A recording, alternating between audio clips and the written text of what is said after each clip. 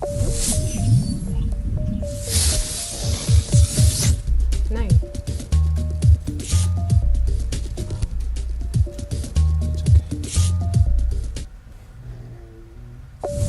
9:15. Okay. We end at 9:15.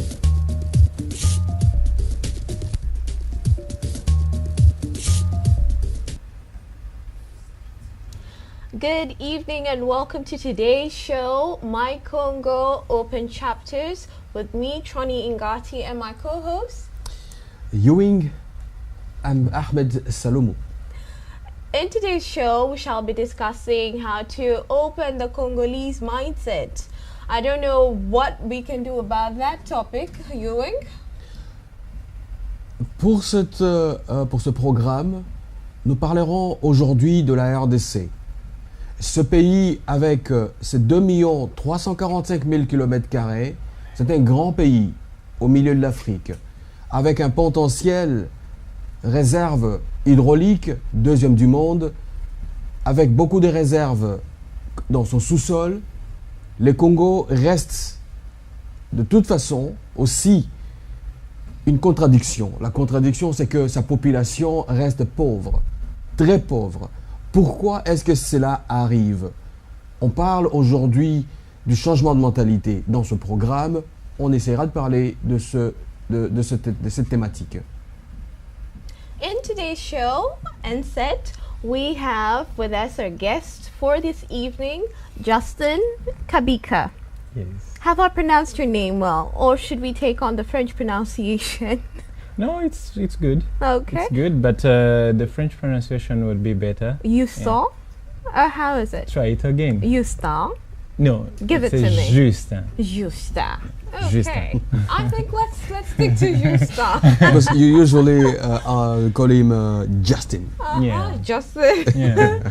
Justin, welcome to the show. Thank you very much. You're tuned into My Congo Open Chapters, and basically this show was started with Ewing and I in mind to talk more about what's happening in the DRC or Congo, its contributions to our daily lives, and also just to have another outlook of what war and peace can look like and what is really going on from the horse's mouth.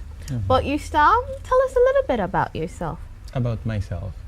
Well, I'm Justin Kabika, Luambo, from my family name, but Justin Kabika is what people are used to. And I'm a former artist, contemporary dancer, and a peace-building activist.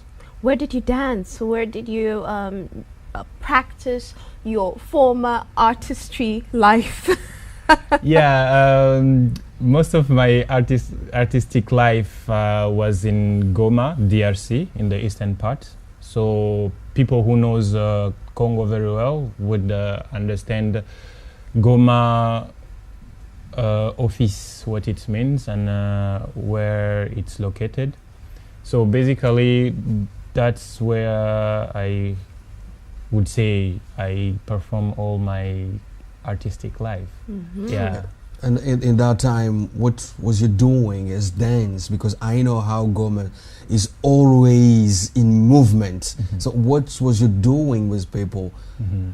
We would like to know more about which kind of dance did you do? Actually, the dance I'm talking about is not the Congolese dance, because Congo is well known about because of its dance. Rumba.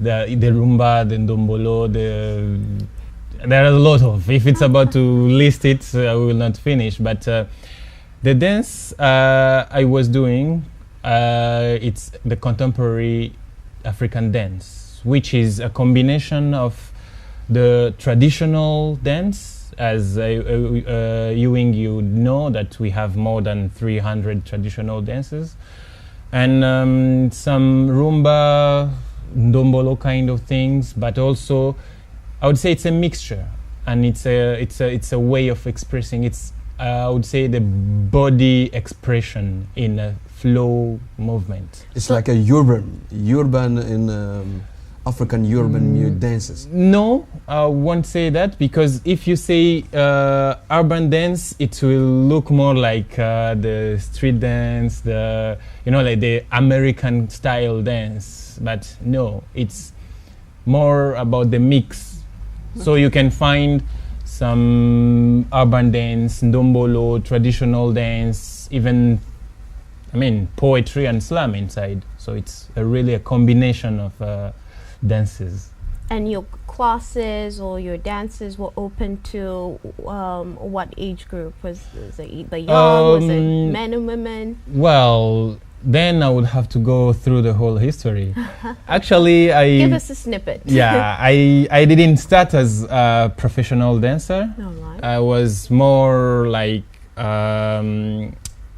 director, was more passionate about cinema and what comes around it. Then I get to meet one of my mentor, I call, who introduced me to dance, and he did it with me and two of my brothers. So after the dance school, I would say, for the little story, I did it at a cultural center in Goma called Yole Africa.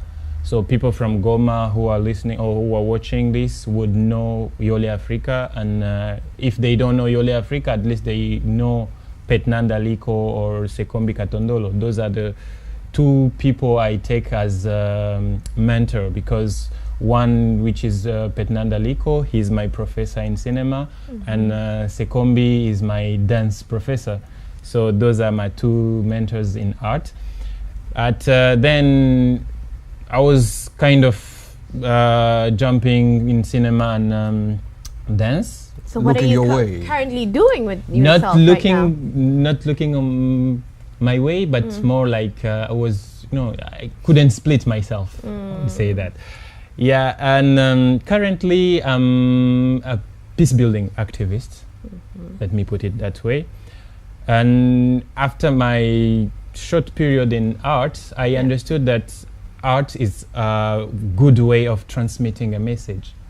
But being native from Goma, I understood also that we need to give out a message. But which kind of message do we give? Do we choose to be Kofi Olomide, who talks about love every time, or Fere Fali, who talks about love and deceptions every time? I think we have a lot of ambassadors of those two things. So I decided. Is it wrong to talk about love? No, I'm not saying that it's wrong. I'm not saying that it's wrong, but we should not be all of us talking about love and deception while there are a lot of topics to cover. So is that the stereotype? No, the problem is that when you talk to Burundians, they usually say something like, Congolese musicians use the bolingo. They want to say, you only talk about love, and this is what he was avoiding. All right. So it's some home-based truth.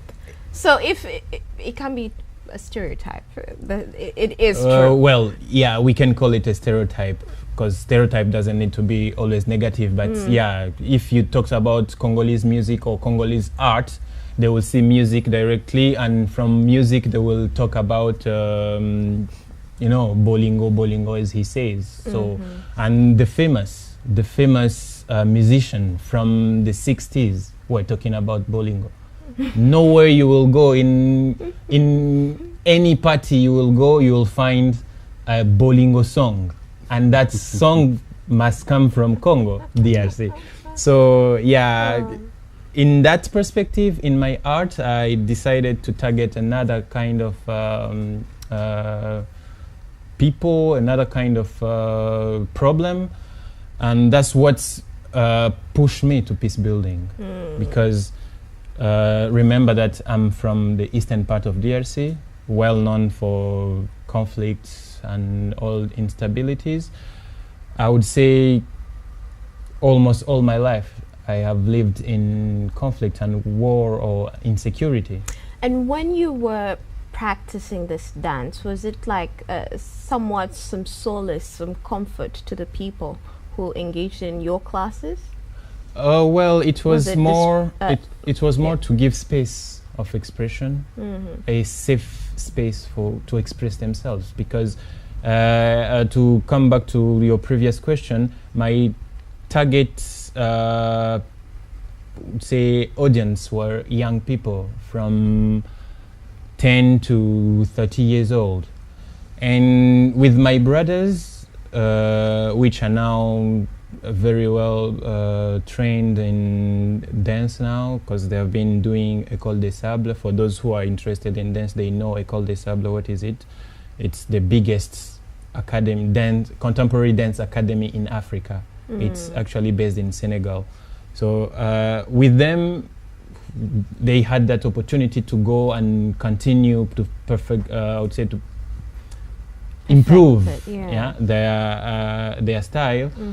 We created a group, and in that group we were kind of welcome all young people who were interested in expressing their talent or expressing themselves, because there's a lot of way of expressing ourselves, and many young people in Goma chose that way. Let me go back in what you said. You have chosen a group of people because you want them to express themselves, and then you said that you see yourself as someone who was born and grew up in conflict, in war, in struggle. So I would like to understand, and you say you would like to know which kind of message you would like to bring to those people. What did you want to bring in the message? I understand that you're coming from the East Congo. From the period that you were that young dancing, how it can be. En fait, je voudrais juste revenir. Tu le dis au fait d'une manière un peu expressive. Tu as voulu beaucoup plus démontrer et donner de la place à ce jeune, qu'il puisse s'exprimer à travers la danse. Et à travers la danse et la musique, faire passer un message. Et c'est quel type de message, au fait, que tu as adressé à ce jeune qui venait dans le centre où tu étais? Et pourquoi un message différent qui va être différent aussi, ou du bolingo, comme on dit? Pourquoi ce genre de message? À la question pourquoi, c'est-à-dire créer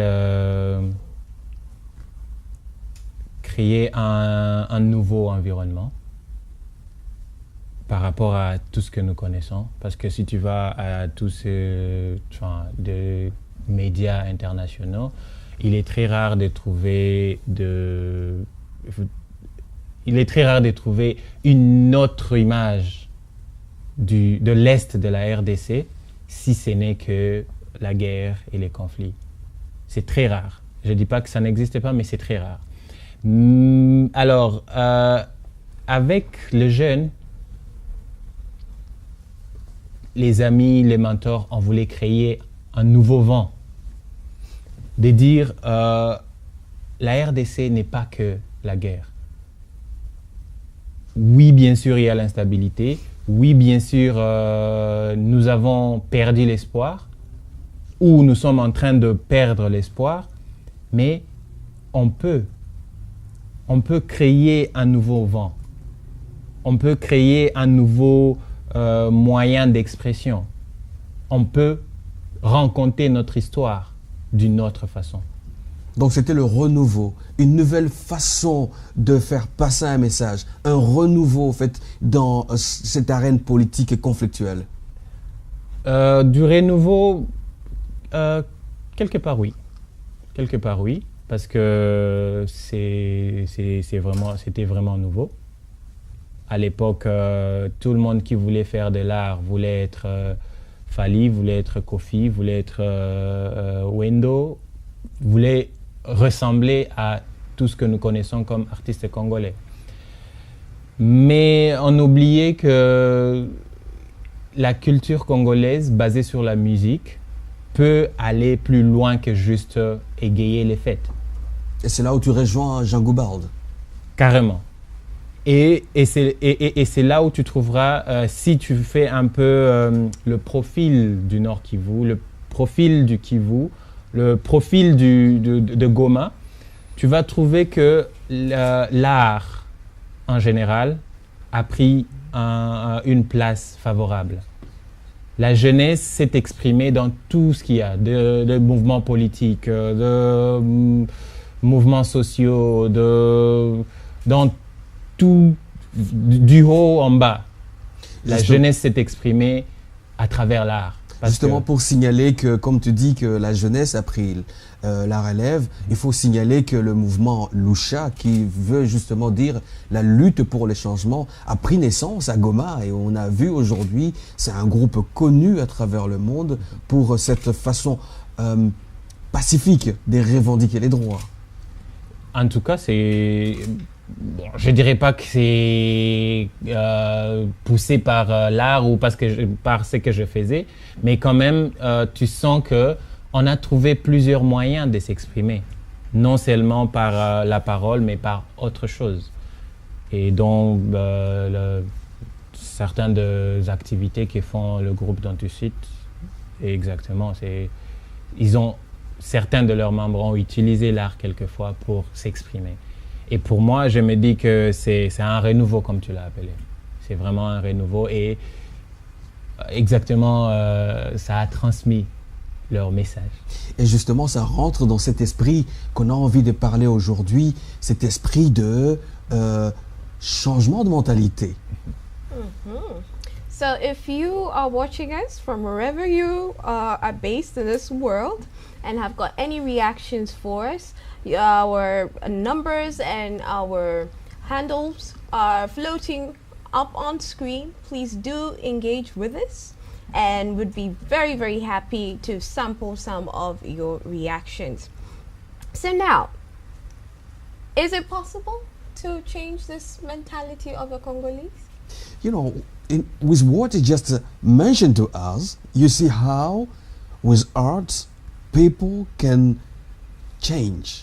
So maybe he can try to show us how people can change in Congo. With art. With art. Because that's the main thing that they're most receptive. Well, there are a lot of things that they are receptive of. Enlighten us. What are some of them? I would say art is it's a very, very big tool that may be used. And in terms of mentality change, it's hard for me to really pinpoint on, or just say that, okay, it's you can change mentality. Should we leave it to the psychologists? I guess somehow a million of them packing. Somehow even psychologists will tell you they will try to orientate or something like that, but saying that they change it will be hard. And I will kind of prevent myself to go that way, saying changing mentality or anything that behavior sense. Change. But I will focus more from the change perspective, but in a sense of transforming perceptions, transforming the way of being. So what needs to be transformed? What is not sitting right in the DRC Congo? Are we going to just look at the children? Are we going to look at the youth? Are we just going to look at the older generation? Are we going to look at all of them collectively? We should. Who needs a transformation? Really, we should look at them collectively, but not putting them in one basket as one group. Remember, the conflict in Congo is expert will tell you it's more than 25 years old, but myself I would say it's more than 55 years old, because since the independence we've never really experienced more than 2 years of stability since the independence. I'm standing for correction, but I'm sure that no one will tell you that from this year to this year Congo was a peaceful country. What are your sentiments on that as an analyst of the region? No, Is when this when true? when you go back in the history, what is saying now, this is true, because you know after the independence, 1 month after we begin with the struggle. In '61, we have to lose the founder of the country, Emery Lumumba. And after that, we have the first CAP with Mobutu, the second CAP in '65.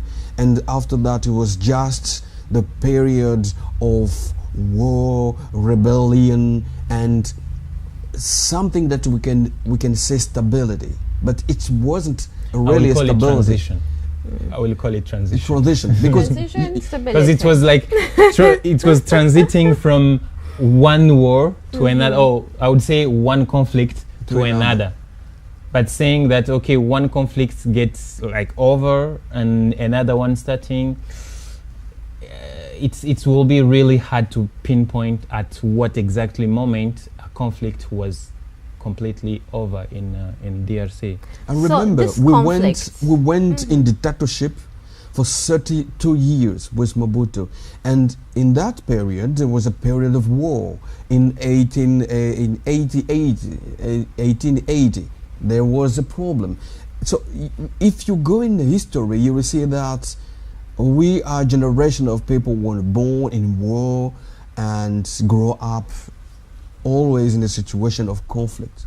And this conflict, has it escalated in a bad way?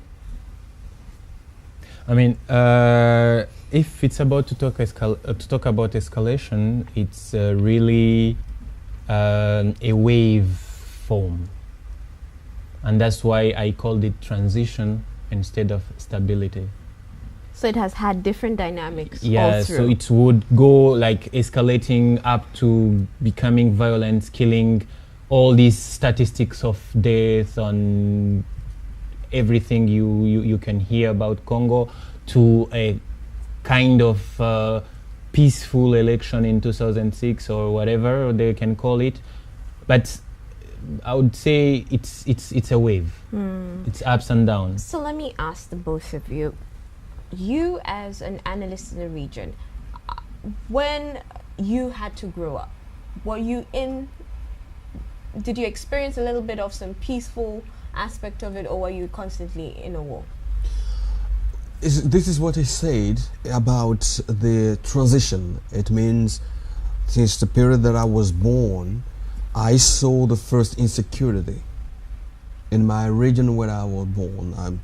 If you go in the year of 1980s and 1980s, as I said before, 88, there was la guerre du Shaba. There, this was in Katanga. That was most rebellion, and people, fathers, more than people going and work didn't get a salaries. All those people are in struggle. They have to leave, but they didn't get salaries, for example. And when they don't get salaries, so it means that you are staying in instability in house. So this is another way of living in a conflict. Conflict is not only about war. It can be Just an unrest of some an sort. unrest of That perturbs your yes. psyche. And then when you go in 1990s, it's the beginning of everything. In April, we have what we call in my country, comprenez mon émotion. From there, it means Mobutu say, okay, we open the space for political parties. But I want to know, when you were both young and saw all this happening, how has it affected you today? Personally, it affects me a lot. Tell Because us. first of all, I feel angry about all these so-called experts, because most of them, when they're talking about the Eastern Congo conflict, they talk about something random that they don't understand. I lived that conflict. I would say from the so-called 25 years old of conflict, I mean, I'm more than 25, so that's happened, or that started when I was almost and my teenage Years, yeah. and at that moment, whenever I read anything written by a so-called expert, I see all the weaknesses in it. Because he's relating a story that I lived. He will tell, oh, this period to this period, there was this thing happening in Goma. And I will say, no, I was there. It was not, oh, it happened, but it didn't happen the way you relate it. And sometimes I tell people, I don't talk out of long or unfinished readings in books, but I talk out of experience. When I decide to say, okay, I join art, it's because I saw my friend going to fight for AFDL when it's get in, unwillingly. I saw my friends, would say, kidnapped from school to go to fight a war they don't know about. They come back broken, psychologically and even sometimes physically. That's something I lived. Yeah. So it's affected me a lot. I will just tell you a story. In Congolese culture, and Ewing will correct me if I'm wrong, Yeah. a kid at some point was not allowed to see a corpse. A dead person, it was impossible. Even if in your own family, if someone died in your house, if you are under 16, 17, they will take you away. And sometimes they will just tell you in stories, he went somewhere, but they don't want to allow you to see. Even to see the procession, when they are going to, for the burial procession, kids will hide themselves because they don't want to see that thing happening. But I will tell you that being born in that kind of culture, I saw someone dying in front of my eyes. Dying from cholera. That was in 1994 during the Rwandan genocide. Refugees were coming and I saw someone taking his last breath in front of my eyes. I was, well, around 9 or 10 years old.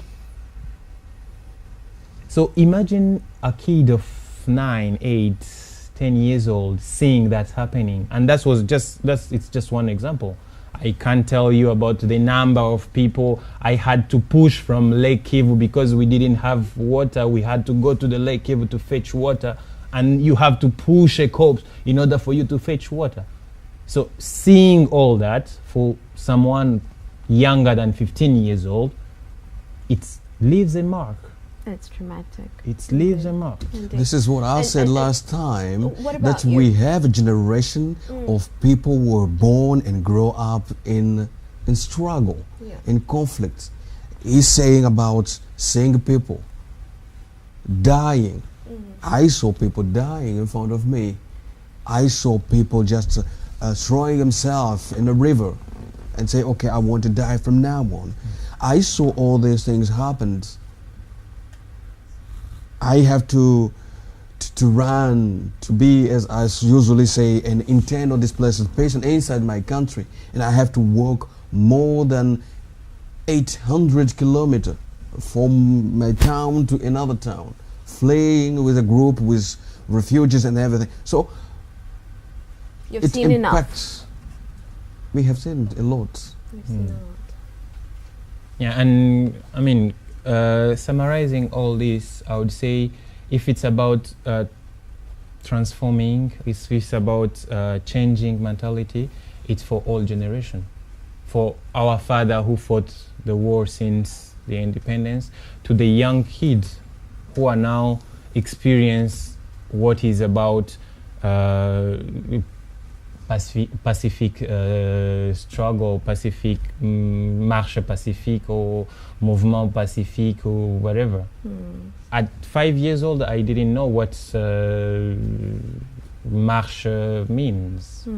I mean, like, marche mouvement pacifique or mouvement violent. I didn't know that. But so it's like it's transgenerational, I would say. Et ce qu'il faut mentionner, comme tu parles des marches, c'est que la première victime de gaz lacrymogène quand l'armée tire ou quand la police tire, c'est toujours les plus jeunes, 5, 6, 7, 8 ans. The youngest who usually come to the march who have to face all the tear gas. So this is what you are seeing now. Gentlemen, we're on for a short break, but when we come back, we shall be delving more onto how we can change the Congolese mindset. Don't go away.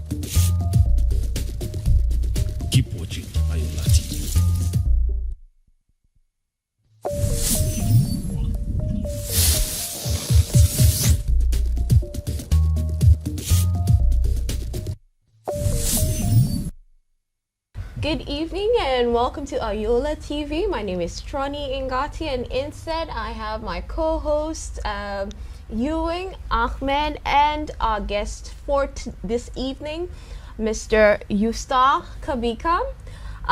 If in case you got any questions for us, do take on to our Twitter handle, Facebook and Instagram, and give us your reactions. If you've got any questions, we're ready to receive them, and don't forget to like us and subscribe. Now, today's topic is all about changing the Congolese mindset, and the gentlemen that I have here with me on set have said we cannot talk about changing an adult mindset. Rather, we need to talk about transformation, borrowing from your words. True, false? Exactly. Absolutely. So, just picking up from that, let's visualize a strategy for the DRC. Yeah? What would it look like? Where do we start? Process of transforming minds. I mean, as people who worked a lot in peace building would say, the transformation starts within. And I guess many of us should understand that we need first to understand where our wound is in order to heal others. How do we do that? For example, we spent almost like 45 hours talking about art, talking about how arts can change, talking about all these perspectives that young people, for example, in order for them to bring change. I believe that's maybe a good start.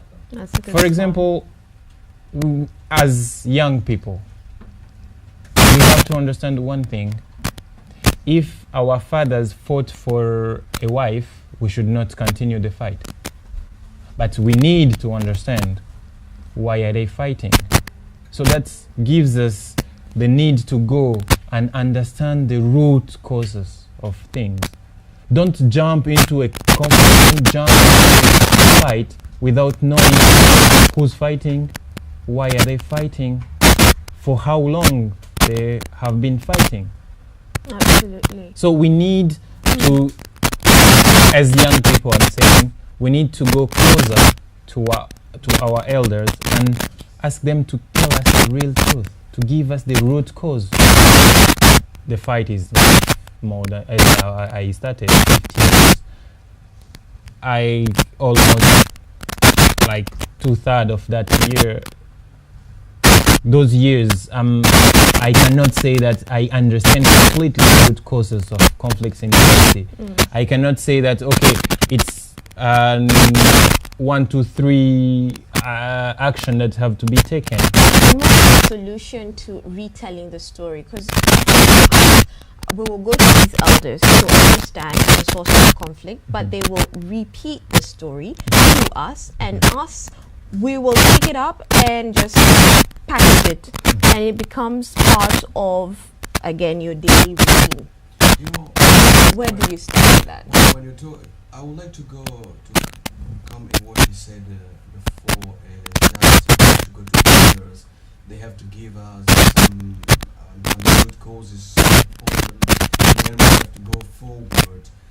And this can be also our problem of because, as you said, change begins with someone, and you ask people to understand what can be your situation or the situation, and then when you try to understand culturally how things are going there in our region, you receive a narrative coming from the elders. They say to you guys, you know, this and this happened, you have to do this.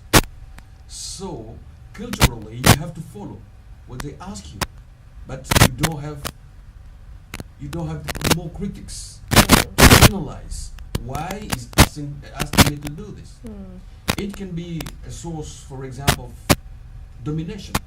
One tribe asking another.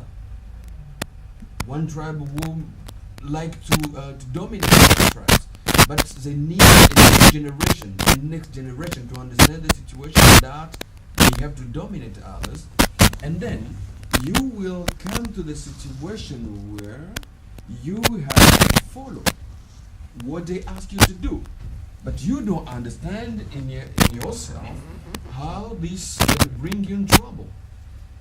And when you follow what they ask you to do, you get into conflict and deep in conflict. So when you understand from yourself what is the situation, you may from this angle try to change things.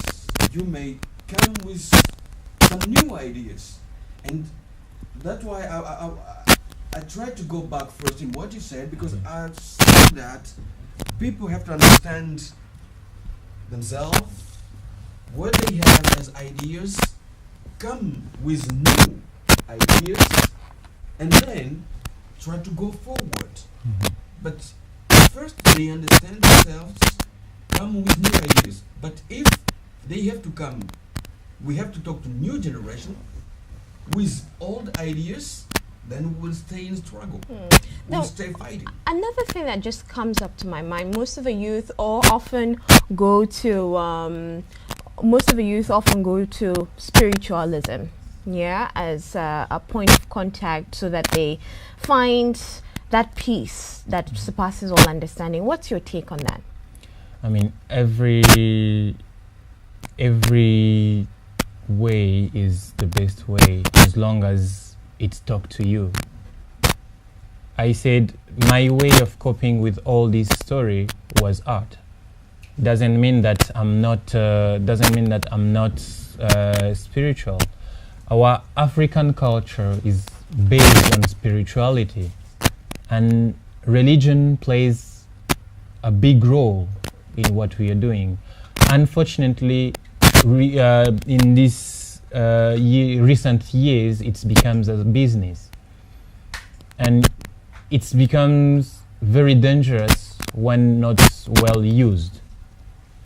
I would say any kind of religion, any kind of spirituality, any kind of belief would be the beginning of healing ourselves. We need to heal our wound before understanding how to go forward, how to move to another step.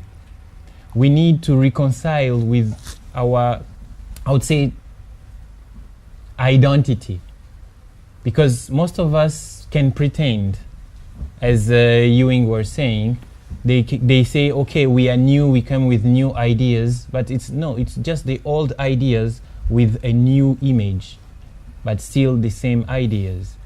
So I would say that in the perspective of changing, of transforming our way of handling things or our way of solving conflict, I would suggest to have critical thinking, as Ewing pointed out. And I will quote Chimamanda, who said, the danger of single stories. Now we are living in that. The conflict in DRC is fueled by that, because those who have the information, those who knows the beginning of everything, keeps giving what they want young generation or other people who don't have access to information to get. But if us as young people can say, okay, we are friends.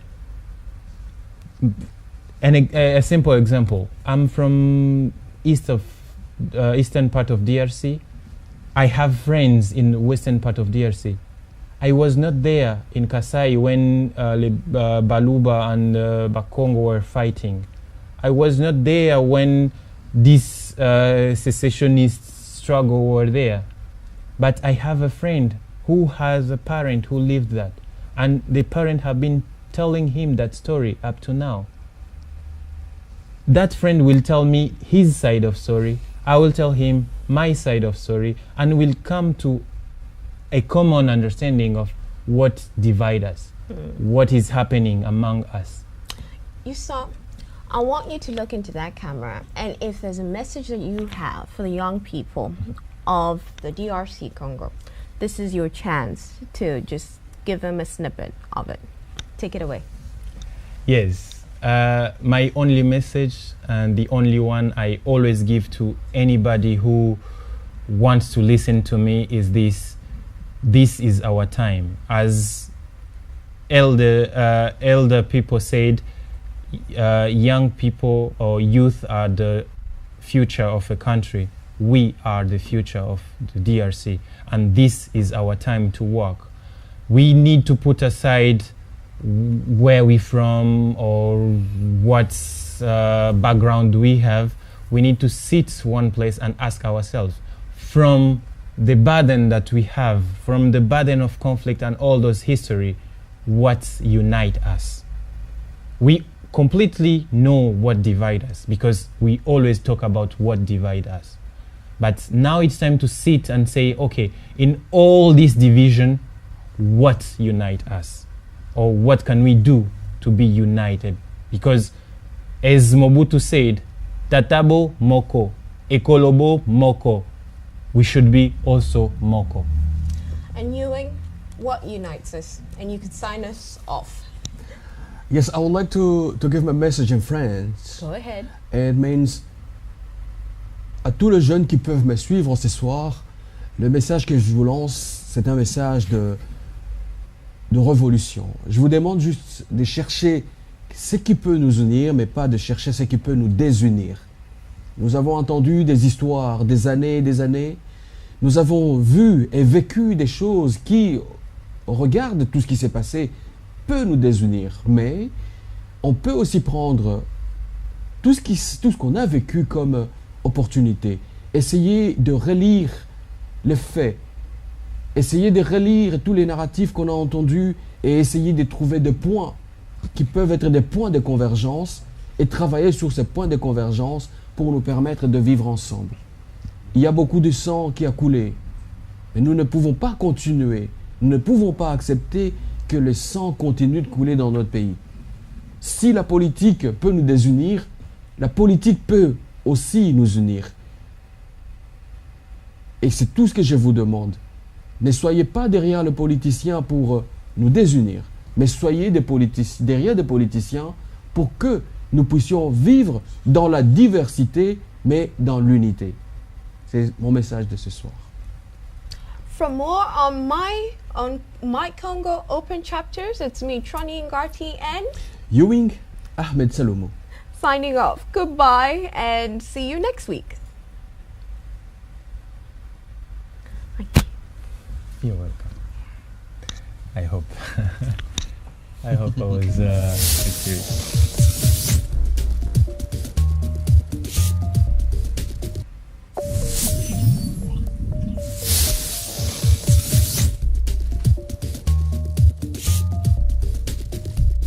Keep watching Ingati.